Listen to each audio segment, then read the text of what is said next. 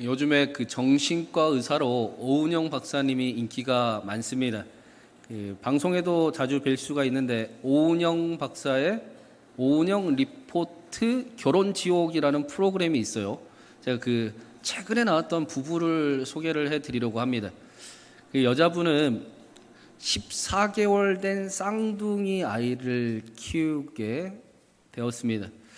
14개월 된 쌍둥이 아이를 키우면 제가 살짝 옆에서 해보니까 독박 육아를 하면 우울증에 안 걸릴 수가 없겠더라고요. 근데 이 여인이 쌍둥이를 독박 육아를 하면서 산후 우울증에 걸렸습니다.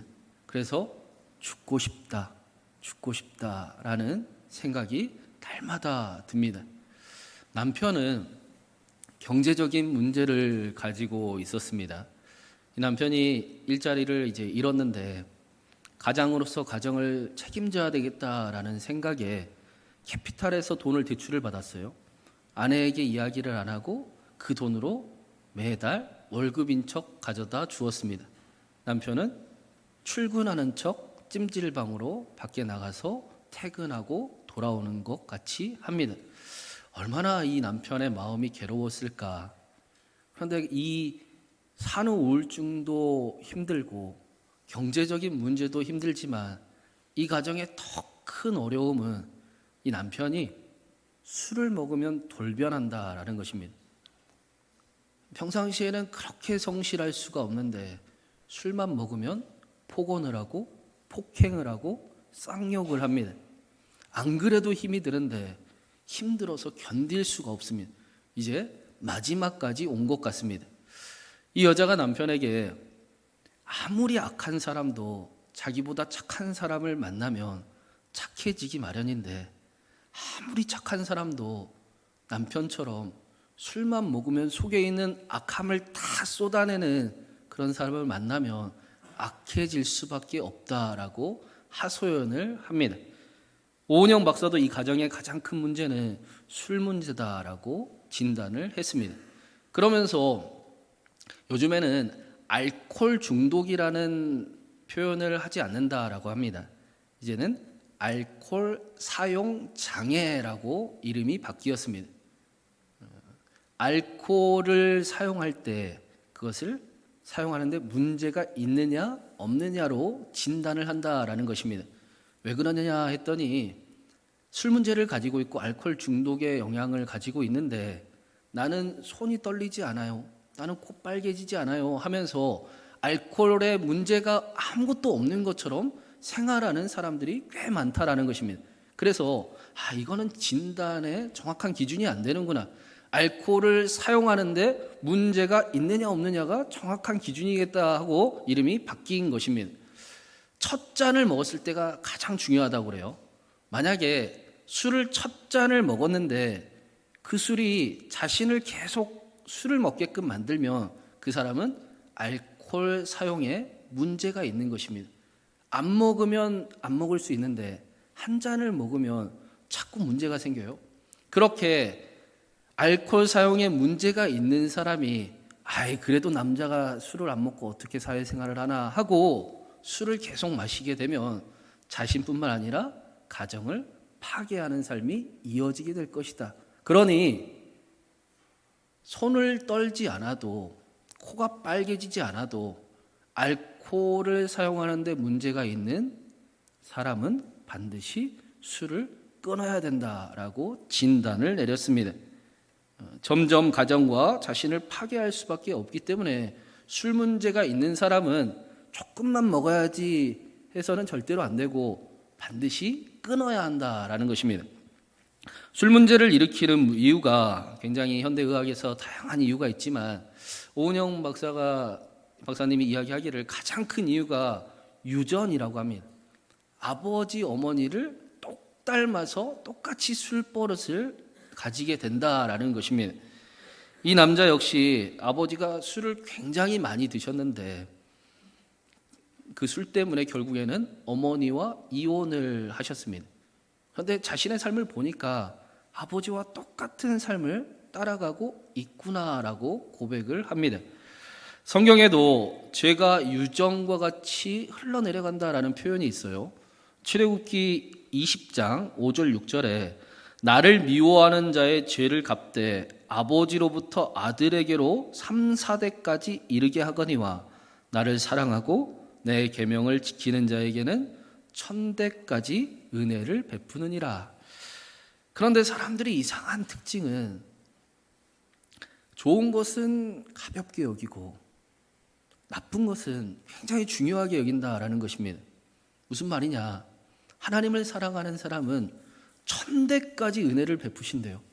근데 그 말씀은 가볍게 여기고 하나님을 미워하는 자는 3, 4대가 저주를 받으리라 라는 말씀은 정말로 중요하게 마음에 짐을 가지고 그렇게 삶을 살아간다라는 것입니다. 오늘 말씀에서도 나면서부터 시각장애인이 된 사람을 보고 제자들이 비슷한 말씀을 하고 있습니다. 우리 2절 말씀을 먼저 한번 읽어보겠습니다. 2절입니다. 제자들이 물어 이르되 랍비여 이 사람이 맹인으로 난 것이 누구의 죄로 인함이니까 자기니까 그의 부모니까. 당시에는 모든 어려움과 문제와 또 그 장애가 있으면 그것이 죄로부터 시작된 것이다 라는 이해를 가지고 있었습니다. 그래서 이 사람이 나면서부터 보지 못하는 이유가 그의 부모의 죄 때문입니까? 그의 부모의 죄가 유전이 된 겁니까? 아니면 이 사람부터 지금 죄가 시작이 되고 있는 겁니까? 이 사람이 그 죄의 유전의 시작점입니까? 하고 예수님에게 묻고 있는 것입니다. 예수님께서 일체의 망설이도 없이 바로 3절에 이렇게 대답을 하십니다. 우리 3절도 같이 읽어보겠습니다. 예수께서 대답하시되 이 사람이나 그 부모의 죄로 인한 것이 아니라 그에게서 하나님이 하시는 일을 나타내고자 하심이라. 이 사람의 죄도 죄 때문이 아니다. 그의 부모 때문도 아니다. 이 삶이 정해져 버렸다고 이야기하지 말아라. 정해져 버린 것은 하나도 없다. 이상한 합리화를 시키며 어쩔 수 없다라고 말하면서 정해져 버린 척 포기하지 말아라 라고 말씀하시는 것입니다. 내 부모님이 그렇게 사셨으니까 나도 어쩔 수 없을 거야. 내 인생의 실패를 경험했으니까 이제는 그냥 어쩔 수 없이 살아갈 수밖에 없겠지. 어려운 일을 당했을 때 왜 내 인생은 항상 어려운 일만 생기는가 하고 인생이 정해져 버린 것처럼 절대로 살아가지 말라는 것입니다. 정해진 인생은 하나도 없으니 이상한 합리화를 하며 인생을 포기하지 말아라 라고 말씀하십니다. 오히려 그 다음 말씀이 중요합니다. 하나님께서 이 사람을 통해 하시는 일을 나타내고자 하심이라. 이 말씀이 훨씬 더 중요한 것입니다. 하나님의 분명한 뜻이 그 안에 담겨 있다라는 것입니다. 그런데 잘못하면 이 말씀이 오해하기가 쉬워요. 그렇다면 나에게 허락된 내가 겪고 있는 이 어려움과 문제가 하나님이 일부러 하나님의 뜻을 나타내기 위해서 하신 일인가라고 착각할 수 있지만 예수님의 말씀은 그런 뜻이 절대로 아닙니다. 우리는 어려운 일을 만나거나 무슨 일을 만나면 가장 먼저 하는 게 왜? 라는 질문을 하게 됩니다. 왜 나에게 이런 일이 생겼을까? 왜 이런 일을 만나게 되었는가? 라고 왜? 라는 질문을 먼저 하고 그 답을 찾기를 원합니다. 그런데 예수님께서는 왜? 라고 질문하려고 하지 말고 그 답을 찾지 못하는 일들이 우리의 인생에 수두룩하고 훨씬 더 많으니 왜? 라는 질문 대신에 무엇을 해야 할까요? 어떻게 해야 될까요? 하나님 내가 무슨 일을 하기를 하나님이 무슨 일을 나타내기를 원하십니까? 라고 질문하며 살아가라 라는 것입니다. 그 전도서의 전도자가 세상의 지혜를 이야기하면서 헤벨 헛되도다. 세상에 참 지혜는 여호와를 경외하는 것뿐이구나 라는 말씀을 했습니다. 이 헛되다 헤벨이라는 단어는 있김을 의미하는 거예요. 있다가 없어지는 것 같은 것이 우리의 인생이구나. 야, 인생의 정답은 정말 없구나.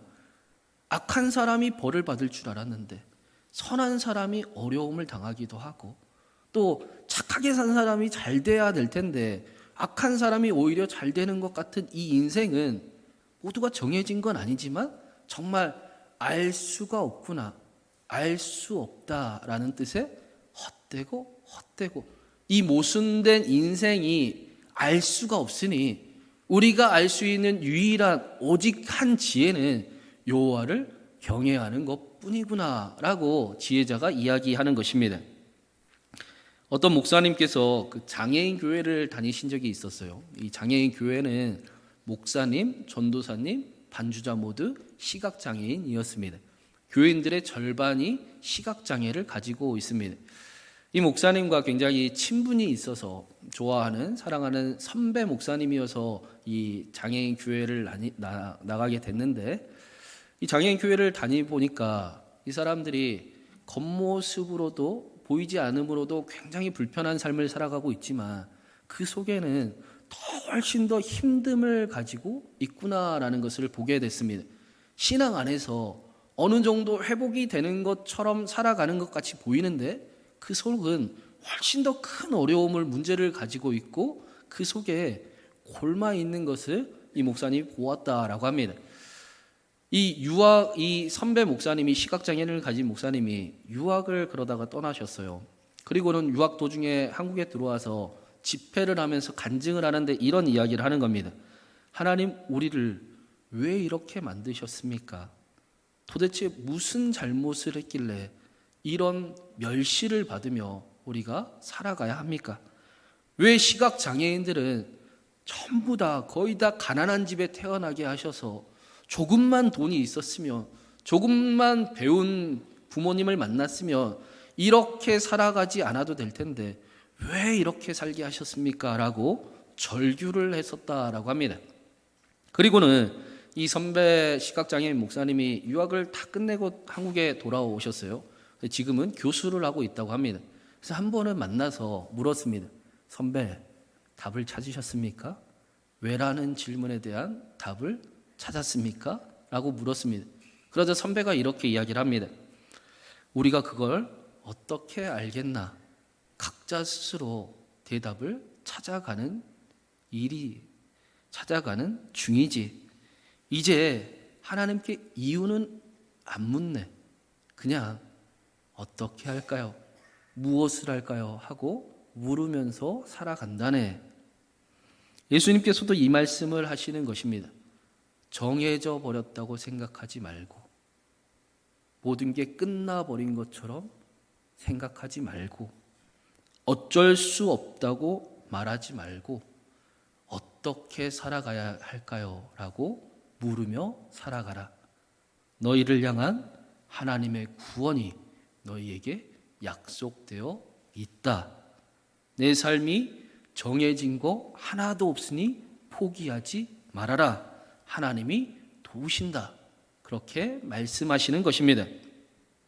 그리고는 예수님께서 이렇게 말씀을 하셨습니다. 우리 5절과 6절 말씀을 같이 한번 읽어보겠습니다. 내가 세상에 있는 동안에는 세상의 빛이로다. 이 말씀을 하시고 땅에 침을 뱉어 진흙을 이겨 그의 눈에 바르시고 이르시되, 예수님께서 세상의 빛이라고 말씀을 하십니다. 이 말씀을 듣고 있는 시각장애인을 한번 입장을 한번 상상을 해보시기 바랍니다. 이 이야기들은 예수님과 제자들의 이야기를 시각장애인이 듣고 있었던 겁니다. 그래서 자신의 삶은 자신의 죄나 혹은 부모의 죄 때문에 이제 나는 죄인이지, 어쩔 수 없는 인생이지 하고 포기하고 살아가고 있었습니다. 그런데 예수라는 분이 자신을 찾아와서 내 죄도 아니고 너의 부모의 죄도 아니다라고 말씀하십니다. 정해진 게 없다. 정해지지 않았다. 끝나지도 않았다. 포기하지 말아라 라고 말씀하십니다. 하나님께서 하실 일이 반드시 있으니 포기하지 말라라고 말씀하십니다. 그리고는 예수님이 자신이 세상의 빛이라고 말씀을 하세요. 시각장애인은 어떻습니까? 빛을 잃어버린 사람입니다. 빛이 보이지 않고 어둠 속에 있는 사람이었습니다. 그런데 예수님이 찾아오셔서 내가 세상의 빛이다. 너의 구원자다. 하나님의 구원자다 라고 말씀하시는 것입니다.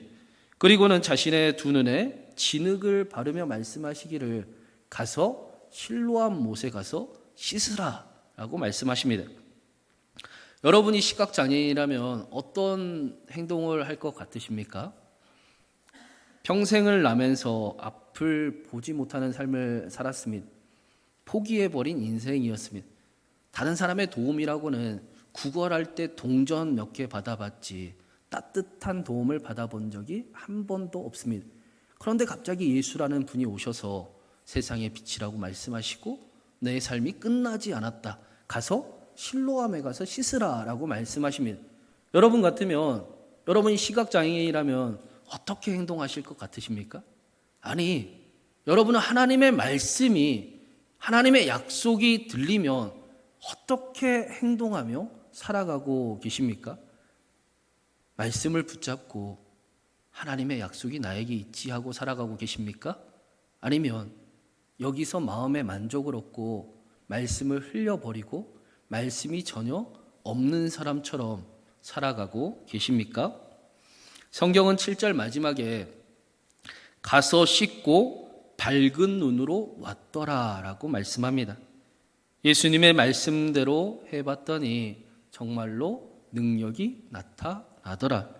예수님의 말씀대로 했더니 치유가 나타나더라. 불가능이 이루어지더라 라고 말씀하십니다. 여기 믿음에 대한 정확한 정의가 나타나고 있습니다.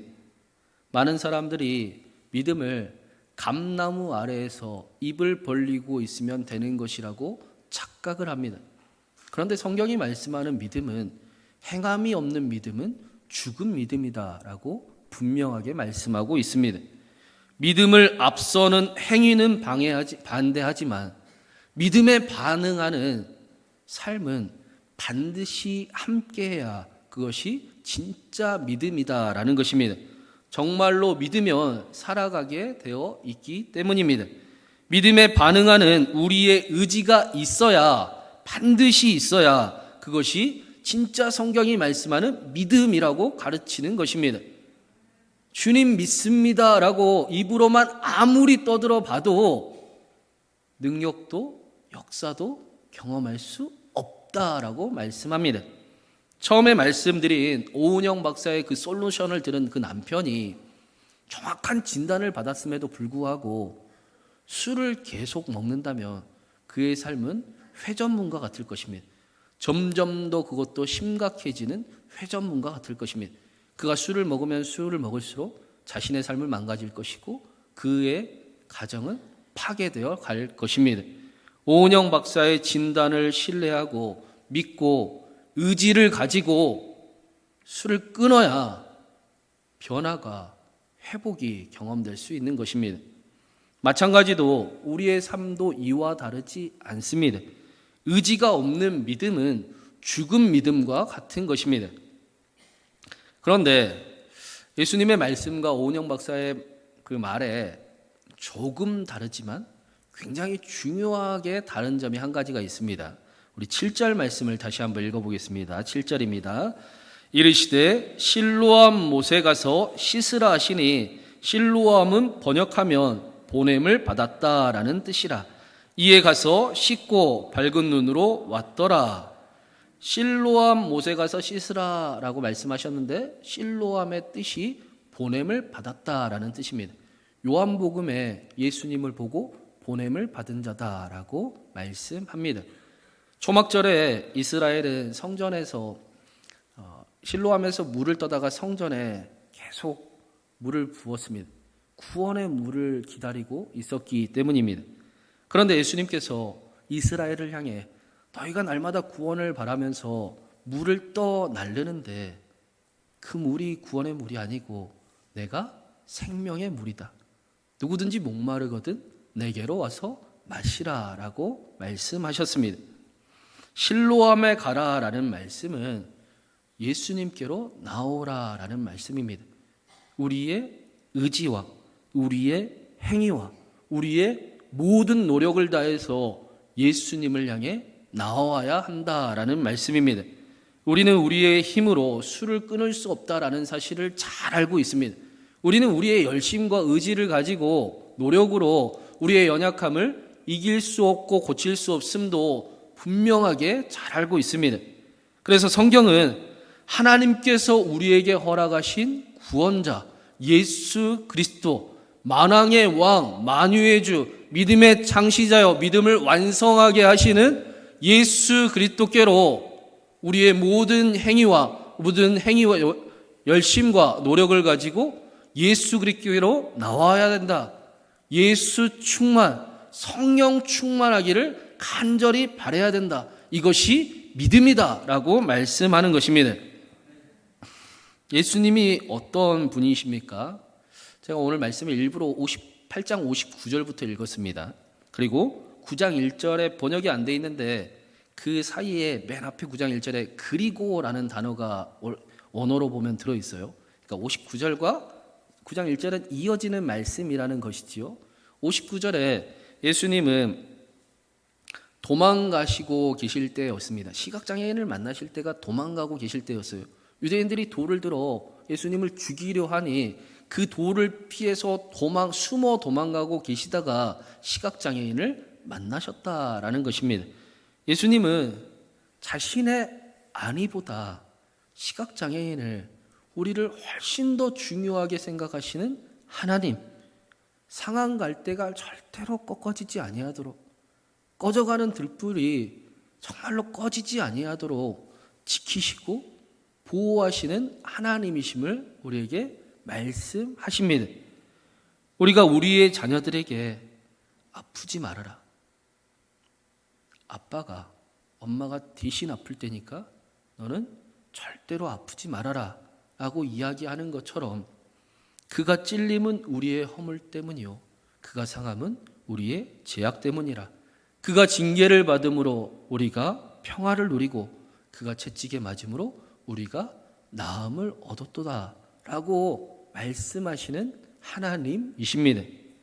우리를 포기하지 않으시는 하나님, 불가능을 가능케 하시는 하나님, 우리의 구원자 예수 그리스도로 나아가는 그 삶, 성령 충만한 그 삶에 우리 안에 우리도 모르는 하늘로부터 내려오는 선한 생각들이 일어나는 것들이 느껴지고, 세상의 것보다 하나님의 것이 더 즐거워지고 기뻐지는 삶이 경험되며 그 삶 가운데 우리의 삶에 변화를 경험하게 되는 것, 그것을 믿음의 삶이다 라고 가르쳐 주는 것입니다.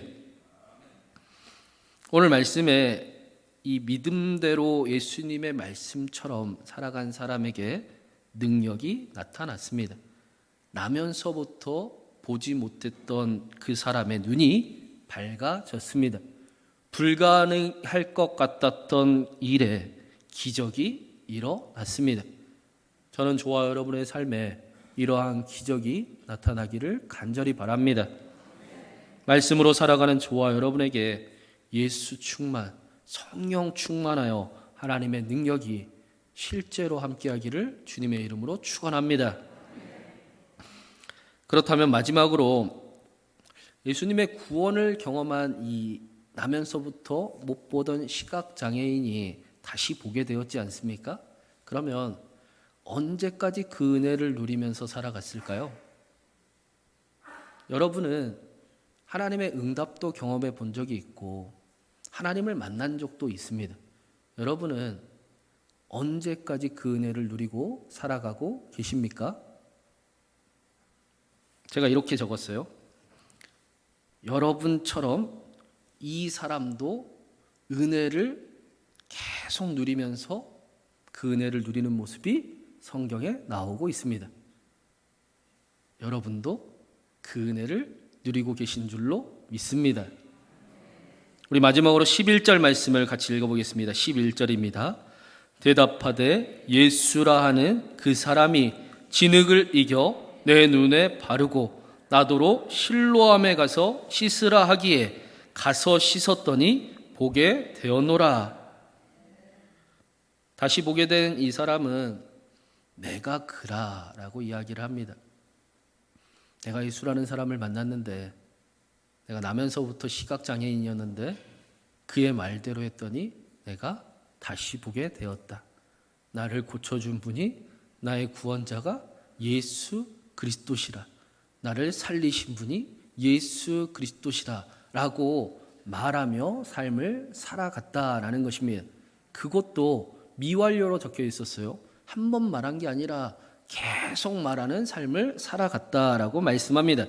자신의 삶에 예수 그리스도의 흔적이 나타나는 삶을 부단히 살아갔다라는 것입니다.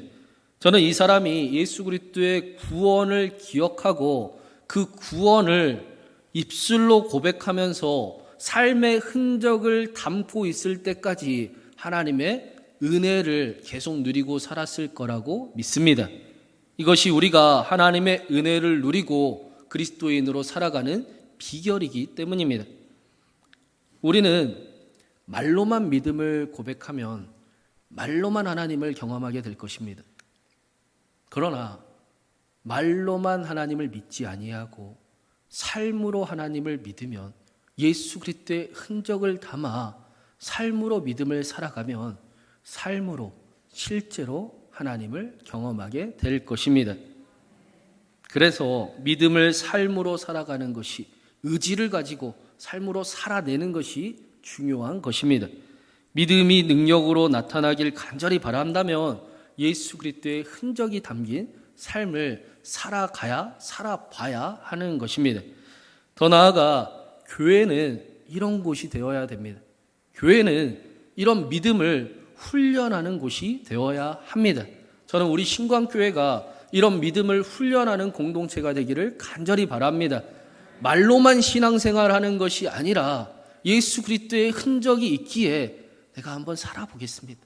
내가 한번 살아가 보겠습니다라고 살아가는 그 사람들에게 멋진 말로만 하나님 영광 받으시옵소서라고 말잔치만 하는 교회가 아니라 살아계신 하나님을 만나고 살아계신 하나님을 나타내고 살아계신 하나님의 능력이 함께하는 우리 신광교회가 되기를 간절히 바랍니다.